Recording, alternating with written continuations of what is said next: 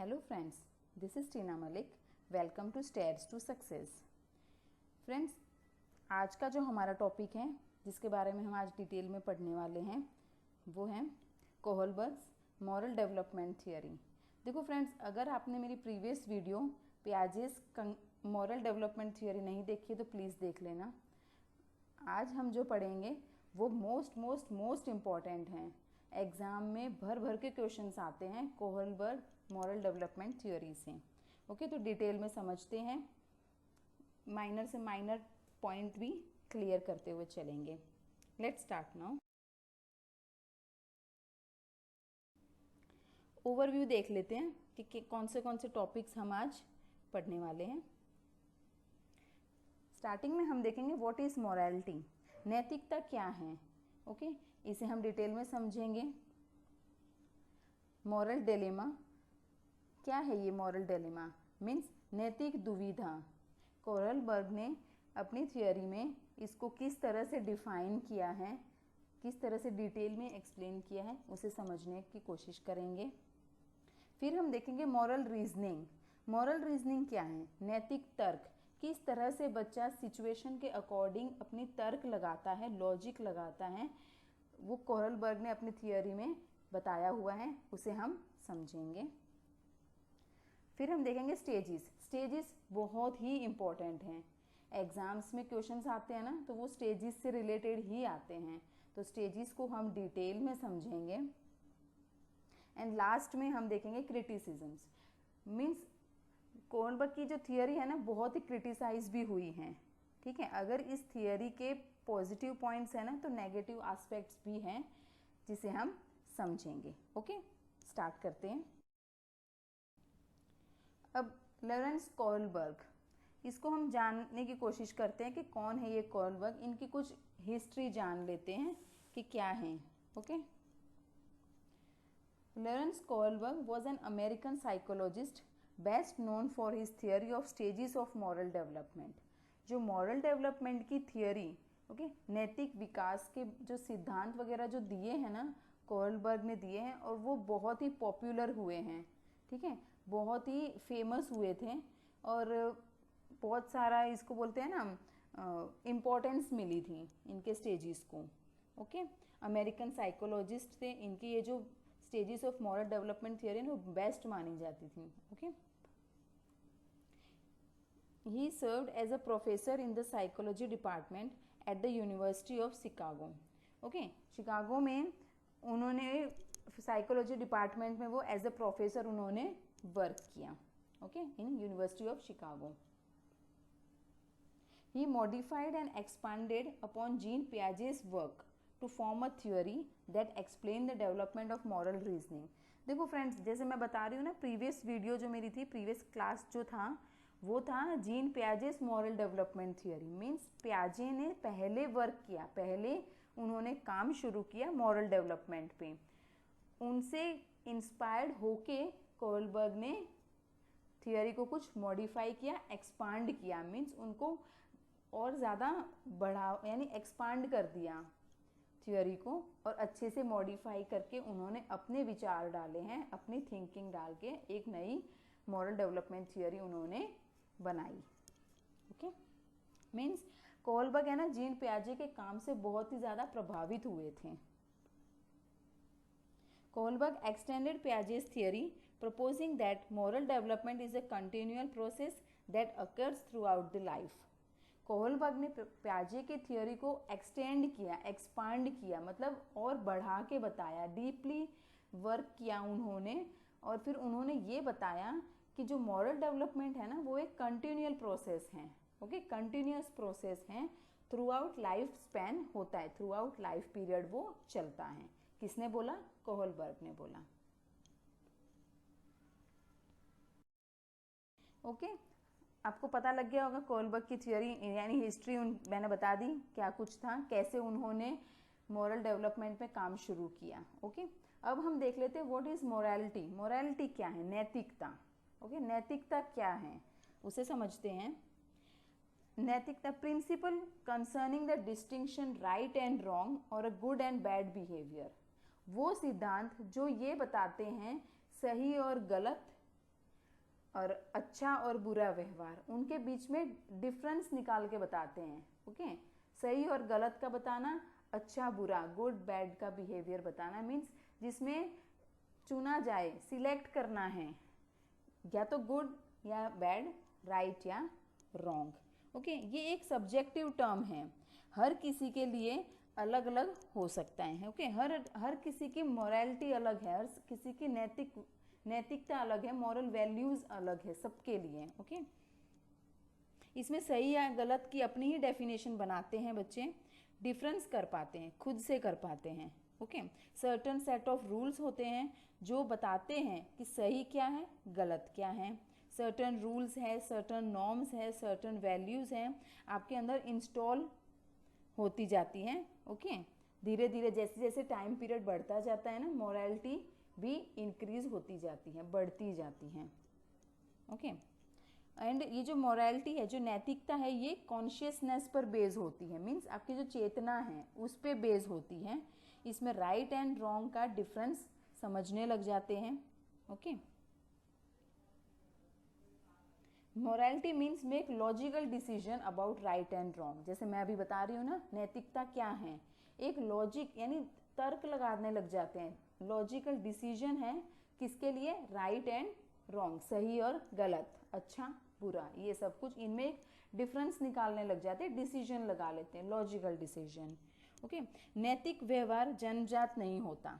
Okay, ये point ध्यान से सुनना, कई बार आ जाता है ऐसा क्वेश्चन। ओके, ये जन्मजात नहीं होता, ये जैसे जैसे टाइम पीरियड बढ़ता जाएगा ना, एनवायरनमेंट से सीखा जाता है, सोसाइटी से सीखे जाते हैं, मॉरल वैल्यूज नॉर्म्स जो भी हैं, ये सब कुछ सोसाइटी से सीखा जाता है। ओके, इसे सामाजिक परिवेश से सीखा या अर्जित किया जाता है।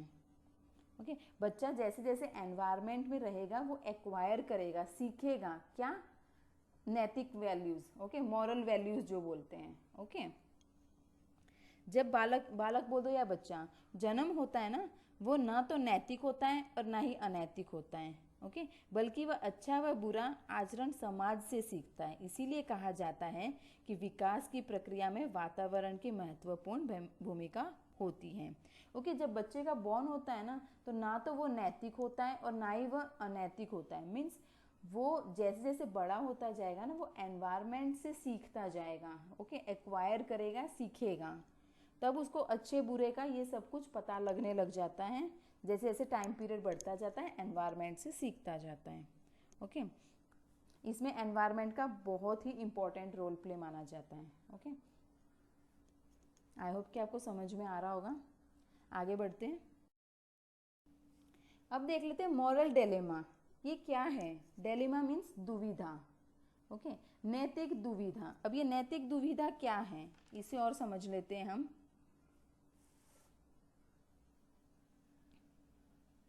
ओके, देखो पिक्चर के थ्रू आप इजीली समझ पाओगे क्या दे रखा है, दुविधा है, कोई ऐसी सिचुएशन आ गई जिसमें आप डिसीजन नहीं ले पा रहे हैं, सही क्या है गलत क्या है, राइट एंड रॉन्ग का डिसीजन लेने में प्रॉब्लम आ रही है, दुविधा हो रही है। ओके, कंफ्यूज हो रहे हैं। ओके, इसमें क्या होता है कि है ना, प्याजे जो है ना, वो कोहलबर्ग है, प्याजे से इंस्पायर्ड हुए हैं। और कोहलबर्ग ने क्या करते हैं पता है, कोहलबर्ग ने क्या किया इस थियोरी में, उन्होंने है ना बच्चों के सामने स्टोरी के फॉर्म में सिचुएशन सुनाते थे एंड दुविधा क्रिएट करते थे, मीन्स कॉम्प्लिकेटेड कर देते थे वो स्टोरी। एंड स्टोरी के फॉर्म में ऐसे ऐसे क्वेश्चंस पूछते थे बच्चों से जिससे वो कंफ्यूज हो जाते थे, उनको लॉजिकल थिंकिंग लगानी पड़ती थी, अपने वो डिसीजन लेने में उनको दिक्कत होती थी, कंफ्यूज हो जाते थे वो कि सही क्या है गलत क्या है। ओके, सिलेक्ट करना है वन। ओके, बच्चों को डिसीजन लेने को कहा जाता था कि आप इस सिचुएशन में क्या करते। सपोज एक एग्जांपल दे देती हूँ, 3 ऑप्शन है, फैमिली, लवर एंड $5, इनमें से कोई एक सिलेक्ट करना है। अब सबकी थिंकिंग अलग होगी, सबके डिसीजन अलग होंगे, कोई फैमिली को सिलेक्ट करेगा, कोई लवर को सिलेक्ट करेगा, या फिर कोई $5 को सिलेक्ट करेगा। सब करना सिलेक्ट एक है, लेकिन सबकी क्या होगा, सिलेक्शन जो सिलेक्ट करेगा ना सबके अलग अलग होंगे, किसी की मैच नहीं होगी, बहुत कम होंगे जिनकी मैच होगी। इसमें क्या करना होता है, उनको अपना थिंकिंग लगानी होती है। कन्फ्यूजन बहुत होगा लेकिन सिलेक्ट करना पड़ेगा। ओके, सपोज एक और एग्जांपल दे देते, आप एग्ज़ाम देने जा रहे हो, बहुत ही बोलते हैं ना कॉम्पिटिटिव एग्ज़ाम है, गवर्नमेंट जॉब की एग्ज़ाम है, बहुत ही मायने रखती है आपके लिए, और आपके रास्ते में ही कोई एक्सीडेंट हो जाता है तो उसमें आपको सिलेक्ट करना पड़ेगा, आप वहाँ जो एक्सीडेंट हुआ है वहाँ हेल्प करोगे या फिर एग्ज़ाम देने जाओगे, ये सिलेक्ट करना है। ओके, तो इसमें क्या हो जाता है, दुविधा हो जाती है, इसमें आपके नैतिक जो मॉरल वैल्यूज़ हैं वो भी आपके आगे आ रहे हैं कि क्या करना चाहिए, क्या सही है ना, इसको बोलते हैं मॉरल डिलेमा। आई होप कि कंसेप्ट क्लियर हो गया होगा। नेक्स्ट देखते हैं मॉरल रीजनिंग। अब मॉरल रीजनिंग आएगी, मीन्स नैतिक तर्क। जैसे जैसे सिचुएशन आएगी, अब जैसे कोलबर्ग ने एक्सपेरिमेंट किया हुआ है, रिसर्च की थी उन्होंने बच्चों पे, तो वो बच्चों को सिचुएशन देते थे कि आप इस सिचुएशन में होंगे तो किस तरह रिएक्ट करोगे, कैसे सिलेक्ट करोगे, कौन सी सिचुएशन को प्रेफर करोगे। ओके, तो इसमें क्या है, नैतिक तर्क लगाएगा बच्चा। मॉरल रीजनिंग में क्या है, लॉजिक लगाएगा। ओके, ये देखो डिपेंड्स होगा, मीन्स कौन सा सही है कौन सा गलत है वो डिपेंड्स है सिचुएशन पे, आप किसको चूज करते हो ये दिखाया जाएगा। आपके मॉरल डिसीजंस डिपेंड होते हैं रीजनिंग पे। सही और गलत के बीच तर्क आता है, इसमें लॉजिक लगाएंगे तब आप डिसाइड करते हैं क्या सही है और क्या गलत है मॉरलिटी के हिसाब से। जो आपके मॉरल वैल्यूज़ हैं, मॉरल नॉर्म्स वगैरह हैं, मॉरल बिलीव्स हैं, इन सब के अकॉर्डिंग आप सिचुएशन को डील करते हो। ओके, क्या लगाकर, लॉजिक लगाकर, लॉजिकल डिसीजंस आएंगे इसमें। नेक्स्ट देख, अब एक है ना, कोलबर्ग ने एक रिसर्च किया था, उन्होंने रिसर्च किए थे बच्चों पे, सैंपल लिया था 72 बॉयज़ का। ओके, शिकागो के ही थे वो, सिर्फ बॉयज़ थे 72 बॉयज़, एंड रैंडमली सिलेक्ट किए थे, मीन्स कोई सभी डिफरेंट डिफरेंट एज के थे, अप टू 16 ईयर्स के बच्चे लिए थे उन्होंने। एंड उन्होंने किया था एक एक्सपेरिमेंट, रिसर्च, बच्चों के आगे स्टोरी सुनाते थे, फिर उनको कॉम्प्लिकेटेड कर देते थे, दुविधा दे देते थे उनको, ठीक है, डेलीमा दे देते थे। डेलीमा में बच्चा कंफ्यूज होता था कि क्या सही है क्या गलत है, उसको एक सिलेक्ट करना है। कब करते थे कंफ्यूज, क्वेश्चन पूछ के, बताओ ये 3 है, इनमें से क्या सही है, कौन सा सही है ये बताओ।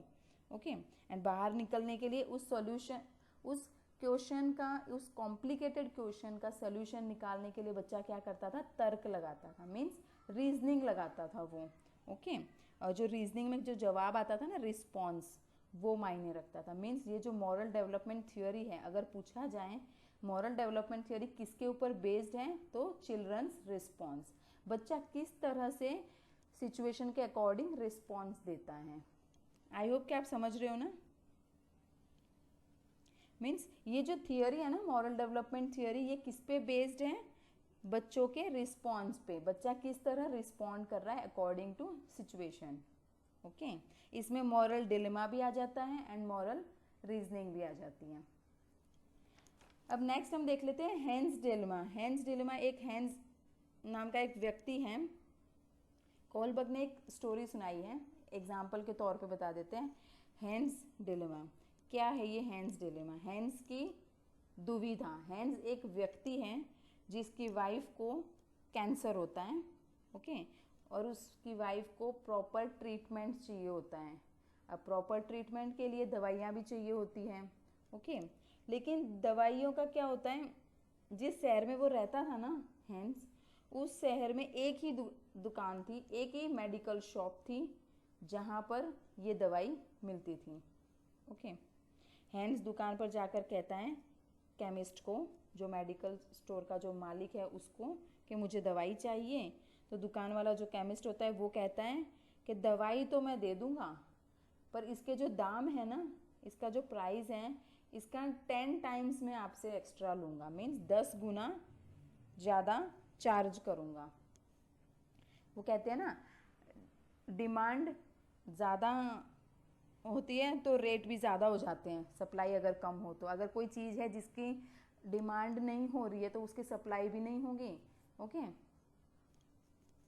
तो वही है, दवाई की डिमांड हो रही है, तो वो केमिस्ट ने क्या किया कि देखो सप्लाई तो है ही नहीं, ये एक मांगने आ रहा है, इसको दवाई दे देंगे लेकिन एक्स्ट्रा चार्ज करके देंगे, जो कि गलत है, ऐसे नहीं करना चाहिए।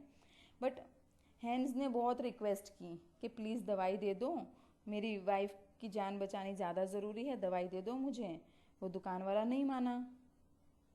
तो हैंस ने क्या किया, उसके सामने ऐसी सिचुएशन आ गई कि क्या करूँ मैं, वाइफ को मरने भी नहीं छोड़ सकते और दवाई के लिए इतने पैसे भी नहीं है उसके पास, क्या किया जाए। उसने क्या किया, रात को जब वो दुकान वाला घर चला गया तो हैंस रात को गया दुकान में और उसने क्या किया, चोरी कर ली, वो दवाई चुरा के ले आया। अब क्वेश्चन यहाँ से अराइज होता है कि उसने चोरी की, तो चोरी की नीयत कैसी थी उसकी, सही थी या गलत थी। अब बच्चों को इसके अकॉर्डिंग अगर आंसर बताने को बोलेंगे तो सबका आंसर अलग आएगा, क्यों, सबकी थिंकिंग अलग है ना। ओके, तो सभी बच्चों के जवाब अलग अलग होंगे। आंसर किस पे बेस्ड होगा, लॉजिक पे, रीजनिंग पे। यहाँ बच्चा क्या लगा रहा है, तर्क लगा रहा है। ओके, आई होप कि आपको समझ में आ रहा है। देखो ये पिक्चर के थ्रू आप देख सकते हो, हैंड्स हैं और उसकी वाइफ है जिसको कैंसर हो गया है। ओके, अब कोहलबर्ग ने क्या किया, ये सारी स्टोरी सुना दी बच्चों को और उसने फिर क्वेश्चन पूछा। Kohlberg asked a series of question such as, उन्होंने क्वेश्चन पूछा बच्चों से कि चलो बताओ, Heinz should not steal the drug since it would be breaking the law. क्या तुम्हें ये सही लगता है कि हैंस को वो दवाई की चोरी नहीं करनी चाहिए थी, क्योंकि चोरी करना वही है, लॉ ब्रेक हो जाता है। ओके, कानून के खिलाफ है, चोरी नहीं करनी चाहिए। या second option, Heinz should steal the drug and accept any prison sentence, means उसने चोरी तो की, चोरी कर ली, सही है, कर ली तो, पर उसको फिर सरेंडर कर देना चाहिए पुलिस के आगे। या फिर third option, Heinz should steal the drug and not to go to prison as this is unfair, means उसने चोरी तो कर ली, ओके, हैंस ने चोरी तो की पर उसको सरेंडर नहीं करना चाहिए था क्योंकि ये सही नहीं है। तो अभी बच्चों के आगे ये तीन ऑप्शन हैं, बच्चे अपना लॉजिक लगाएंगे, अपनी मॉरल वैल्यूज, उन सब रीजनिंग लगाएंगे। वो ये सोचेंगे कि हम अगर इस सिचुएशन में होते तो हम क्या करते। ओके, सबका अलग अलग आंसर आएगा, क्यों, क्योंकि सबकी थिंकिंग अलग है, सब अलग अलग लॉजिक लगाएंगे। ओके, आई होप कि आपको समझ में आ रहा है। अब कोहलबर्ग ने स्टेजेस दिए हुए हैं। ओके, स्टेजेस दे रखे हैं कोहलबर्ग ने। अब देखो इससे क्वेश्चन बहुत पूछे जाते हैं, बच्चे कंफ्यूज भी होते हैं। कैसे, स्टेजेस तो है 6 एंड लेवल है 3 लेवल्स हैं कोहलबर्ग ने दिए हैं, उनको फिर सब डिवाइड किया गया है। अब सब डिवाइड करेंगे तो 6 हो जाएंगे ना। ये देखो, first level, pre conventional morality. क्या होता है ये, प्री कन्वेंशनल मोरालिटी, जिसे कहा जाता है पूर्व परंपरागत स्तर, हिंदी में बोला जाता है पूर्व परंपरागत स्तर इसको। ओके, इसका जो टाइम पीरियड है ना वो 3 to 7 ईयर्स अप्रोक्सीमेटली मान के चलो, क्योंकि है ना देखो टाइम पीरियड के ऊपर क्वेश्चन नहीं पूछा जाता। ओके, और अब अलग अलग बुक्स में डिफरेंट बुक्स में डिफरेंट टाइम पीरियड्स दिए हुए हैं, तो आप इनके पीछे वो मत करो, बस ये अप्रोक्सीमेटली देख लो, 3 to 7 ईयर्स हैं approximately. Okay, less than 10 years भी बोला जाता है इसमें। प्री कन्वेंशनल, जिसको सब डिवाइड किया हुआ है, फर्दर डिवाइड किए हुए हैं। ओके, सेकेंड लेवल है conventional morality. Conventional morality means परंपरागत स्तर, इसका टाइम पीरियड है 8 to 13 years. And last one is post conventional morality. अब ये पोस्ट कन्वेंशनल मोरालिटी को क्या कहते हैं, उत्तर परंपरागत स्तर।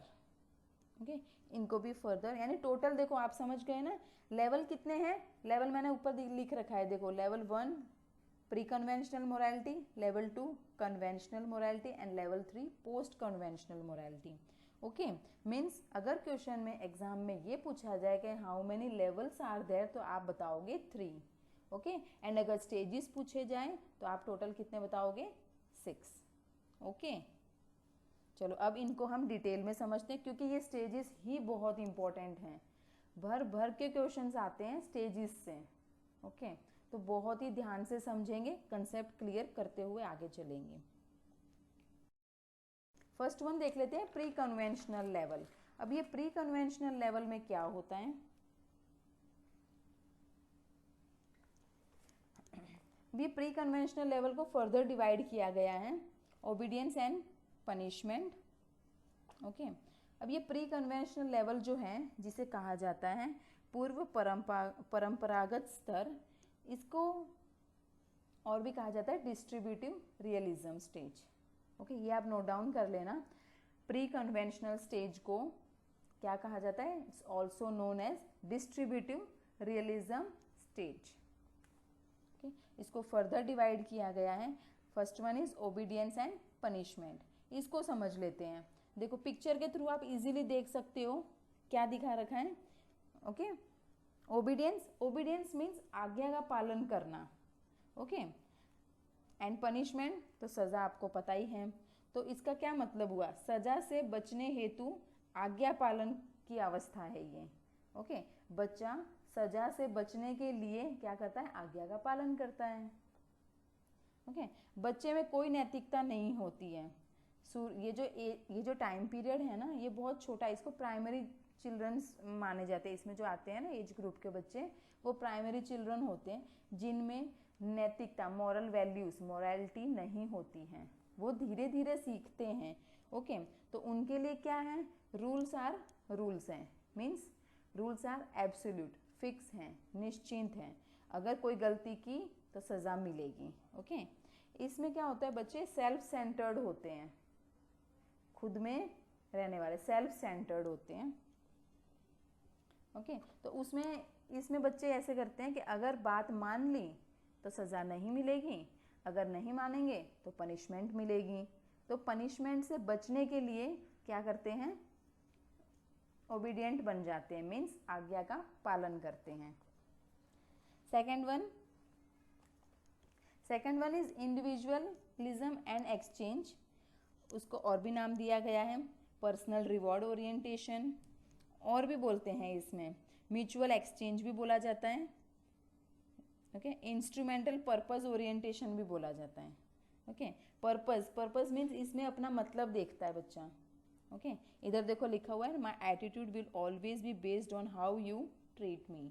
मीन्स मेरा व्यवहार ऐसा होगा, किस पे बेस्ड होगा? जैसे आप मेरे साथ करोगे। ओके, यानी टिट फॉर टैट वाला सिचुएशन आ जाता है। ये क्वेश्चन पूछा गया है, टिट फॉर टैट वाला सिचुएशन कहाँ आता है, कौन से स्टेज में आता है? तो इसमें आता है। ओके, मीन्स जैसे को तैसा, जैसा आप मेरे साथ बिहेव करोगे वैसा ही मैं आपके साथ करूँगा। ओके, इसमें क्या होता है? बच्चा अपना बेनिफिट देखता है। बच्चा अपना बेनिफिट देखेगा। पुरस्कार और अन्य लाभ के लालच में आज्ञा पालन की अवस्था है ये। क्या बोला जाता है इसको? पुरस्कार, रिवॉर्ड भी चाहिए और बेनिफिट भी देखता है बच्चा, उसका लालच हो जाता है उसको इस स्टेज में। जैसे कि फॉर अदला बदली वाला है, जैसे कि बच्चे को कुछ बोलेंगे, पेरेंट्स, मदर बोलेगी कि मार्केट से लेकर आओ ये सामान, तो वो बोलेगा मुझे क्या मिलेगा सामने से, मुझे भी तो कुछ चाहिए। मीन्स अगर मुझे कुछ दोगे तो ही मैं आपका काम करूँगा। ओके, ऐसे इस स्टेज में बच्चा इस तरह से रिएक्ट करते हैं। मीन्स अदला बदली वाला है, आज्ञा का पालन करेगा, पर कब करेगा? जब बच्चे को कुछ मिलेगा। अगर मदर बोलती है कि लो 20 रुपीज़ मार्केट से ये चीज़ ले आओ, तो बच्चा बोलेगा मुझे क्या मिलेगा, ये काम तो कर दूंगा पर मुझे क्या मिलेगा? तब मदर बोलती है 18 रुपीज़ का सामान ले आओ एंड 2 रुपीज़ की आप अपने पसंद की टॉफ़ी खा लेना।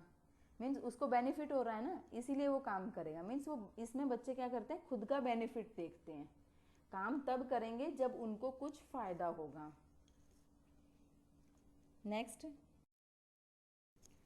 नेक्स्ट लेवल आ गया अब कन्वेंशनल लेवल, मीन्स परंपरागत स्तर। इसको this stage is also known as moral realism. इसमें क्या होता है? बच्चा ईगो सेंट्रिक हो जाता, ईगो सेंट्रिक कम होता जाता है धीरे धीरे। पहले स्टार्टिंग में क्या था, सेल्फ सेंटर्ड था, ईगो था उसमें। अब ईगो सेंट्रिक नहीं है, अब वो धीरे धीरे थोड़ा लॉजिक लगाने लग जाएगा, थोड़ा बड़ा होता जा रहा है। Okay,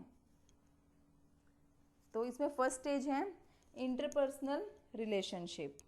good boy good girl वाला कंसेप्ट आ जाता है इसमें। Means good boy nice girl orientation वाला। मीन्स इसमें क्या है, अच्छा लड़का अच्छा लड़की ऐसे बनने की कोशिश करते हैं, बेहतर काम करते हैं ताकि पेरेंट्स उनको अप्रिशिएट करें, तारीफ करें, खुश हो जाएं।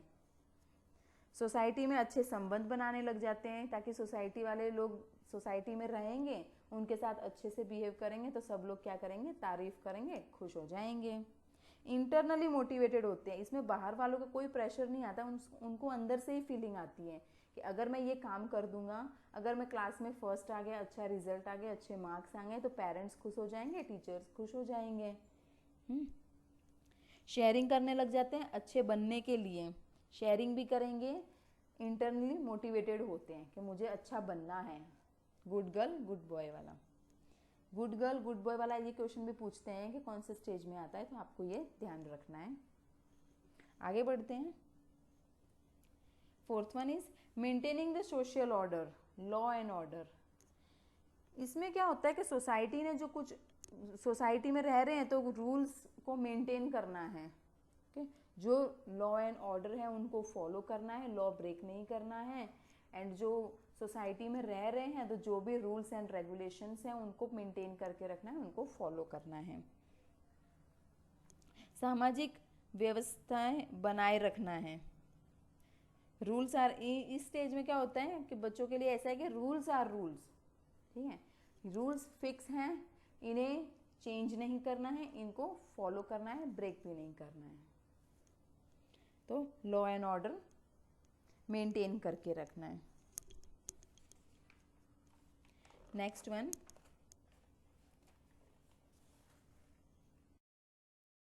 Post conventional level.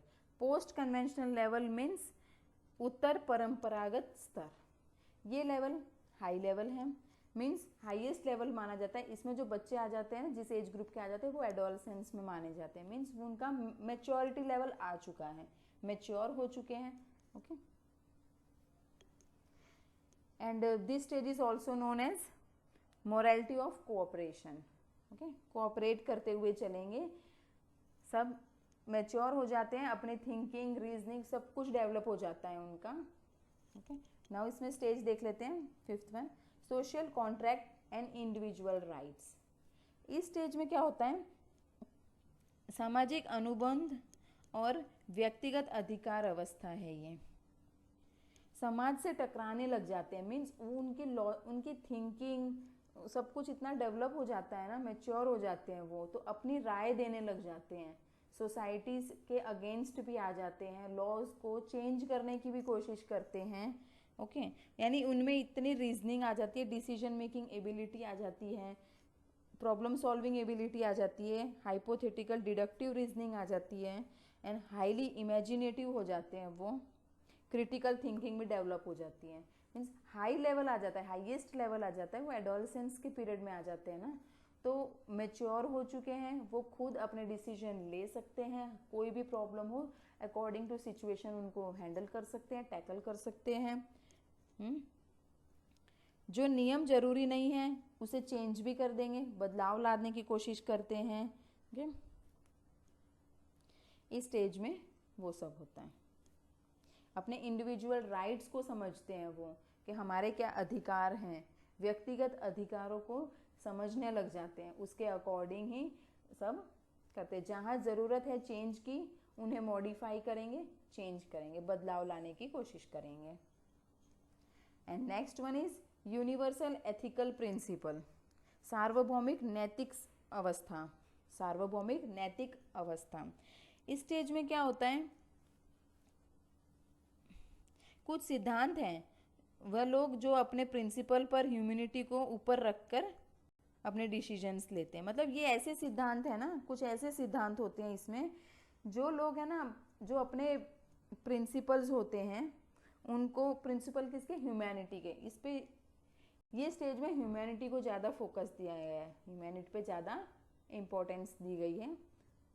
बोलते हैं कि मानवता ही सब कुछ है, मानवता ही सब कुछ है, और ह्यूमैनिटी को ऊपर रख के हर एक डिसीजन वो लेते हैं। इस प्रिंसिपल में ये बताया गया है, ह्यूमैनिटी मानवता सब कुछ है, सबसे ज़्यादा humanity is everything, and humanity को ज़्यादा इम्पोर्टेंस दी गई है। आई होप कि आपको समझ में आ गया होगा। स्टेजेस डिटेल में समझा दिए हैं मैंने। अब नेक्स्ट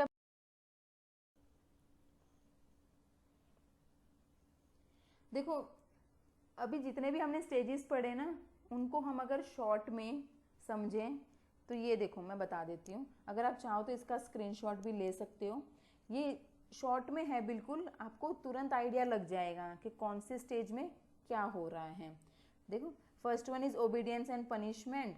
तो उसमें क्या होगा, action that is rewarded and not punished. जो काम वो करेंगे उनको रिवॉर्ड दिया जाएगा, ना ही कि पनिश। म्यूचुअल, ऐसे म्यूचुअल एक्सचेंज का दिया हुआ action that is agreeable to the child and child's partner. Okay, जैसे को तैसा, टिट फॉर टैट वाला है। नेक्स्ट है good boy and good girl orientation, action that wins approval from friends और peers. Means good boy good girl बनना है, क्यों, ताकि तारीफ मिल सके, कहाँ से, फ्रेंड से, फैमिली से, ग्रुप से, पियर्स ग्रुप से, नेबर्स से तारीफ मिल सके, खुश हो सके लोग, इसलिए गुड बॉय गुड गर्ल का ओरिएंटेशन आता है इसमें। Next is law and order. Law and order में क्या है, action that conforms to the community customs और लॉज। जो भी सोसाइटी में लॉज एंड ऑर्डर हैं उनको फॉलो करना। Okay, and next is social contract, action that follows socially accepted ways of making decision. Means decision अपने आप से बनाते हैं जो भी सोसाइटी में हो रहा है उसके according. And last one is universal ethical principle, that is, इसमें क्या है, ह्यूमैनिटी को फोकस, ह्यूमैनिटी को ज़्यादा इंपॉर्टेंस दी गई है। Action that is consistent with self chosen general principles. Okay, इसमें खुद चूज करेंगे, मानवता पर डिपेंड रहेगी। ओके, मानवता को ज़्यादा इंपॉर्टेंस दिया गया, मतलब मानवता ही सब कुछ है। आई होप कि आपको समझ में आ गए होंगे स्टेजेस। नेक्स्ट देख लेते हैं क्रिटिसिज्म। अब जैसे कि कोहलबर्ग की ये थियोरी बहुत ही इम्पोर्टेंट है, बहुत ही, बोलते हैं ना, बहुत ही पॉजिटिविटी है इसमें, बहुत ही अच्छा बताया गया है, पर कुछ लोग हैं जो इसको क्रिटिसाइज करते हैं। अगर देखते हैं ना कोई चीज़ अच्छी है, किसी को पसंद आ रही है, तो कुछ लोग तो ऐसे भी होते हैं ना जिनको पसंद नहीं आती, वो क्रिटिसाइज भी करते हैं, मीन्स नेगेटिव पॉइंट्स निकालते हैं। एंड काफ़ी हद तक इसको क्रिटिसाइज भी किया गया है इस थियोरी को। अब देख लेते हैं, अब इसमें ना देखो, एक है कैरल गिलिगन, एक कोहलबर्ग की ही एक स्टूडेंट रह चुकी थी, कोहलबर्ग की एक स्टूडेंट थी जिसने बहुत ही क्रिटिसाइज किया है इस थियोरी को। ओके, क्यों, उनका ये कहना था, कैरल गिलिगन का ये कहना था कि ये जेंडर बायस हैं। मतलब जो इसमें सैंपल लिए गए हैं ना, वो सिर्फ बॉयज़ के लिए गए हैं, जब फीमेल के सैंपल इंक्लूड ही नहीं किए, फीमेल को सिलेक्ट ही नहीं किया गया, फीमेल को रिसर्च में लिया ही नहीं गया। क्यों, लेना चाहिए था, अगर लेते तो उनकी भी अलग से रीजनिंग आती, अलग ही उनकी लॉजिक आता, थिंकिंग अलग आती, तो उन्होंने फीमेल को शामिल नहीं किया, इसलिए क्रिटिसाइज किया गया। और ऐसा माना गया कि not applicable in all cultures, means हर एक संस्कृति पे, सारी संस्कृति में एप्लीकेबल नहीं है ये। ओके, इंडिया में कुछ अलग कल्चर हैं, फॉरेन कंट्रीज़ में कुछ अलग हैं, तो हर एक कंट्री वाइज कल्चर्स अलग होते हैं। तो ये रिसर्च बहुत हद, यानी ये जो रिसर्च हुई है ये एप्लीकेबल नहीं है सभी कल्चर्स में। Next one is hypothetical situation, means hypothesis लगाए गए हैं, परिकल्पना लगाई गई है, मीन्स वो अपनी तरफ से लगा रहे हैं ना, अंदाजा लगा रहे हैं कि ऐसा हो सकता था, ऐसा हो गया, मीन्स रियल नहीं है कुछ भी, सारा कुछ हाइपोथेटिकल है। सिचुएशन जो है वो सब कुछ परिकल्पना है, इसीलिए भी क्रिटिसाइज हुआ था। And next one is biased sample, ये मैंने अभी बताया था, जैसे कि मेल सैंपल्स लिए गए हैं जबकि फीमेल को रिसर्च में शामिल नहीं किया गया, जबकि फीमेल को अगर रिसर्च में लेते हैं तो उनकी थिंकिंग अलग आती। ओके, तो ये क्या है, कहीं ना कहीं एक तरफ क्या हुआ है, ये जेंडर बायस हुआ है। ओके, ये थी आज की कहानी। आई होप कि आपको समझ में आया होगा एंड बहुत ही इजी एंड सिंपल वे में मैंने समझाने की कोशिश की है। अगर फिर भी कुछ भी आपका डाउट है, कुछ क्वेरी है, तो you can also ask me, आप मुझे कमेंट करके पूछ सकते हैं। एंड आपको ये सेशन कैसा लगा, पसंद आया तो लाइक कीजिए, फ्रेंड्स के साथ शेयर कीजिए एंड अगर चैनल पे फर्स्ट टाइम है तो सब्सक्राइब कर लीजिए, बेल आइकन प्रेस कर लीजिए ताकि आने वाली वीडियोस का नोटिफिकेशन आप तक पहुंचता रहे। ओके, थैंक्स फॉर वॉचिंग, मिलते हैं नेक्स्ट वीडियो में, टेक केयर, बाय।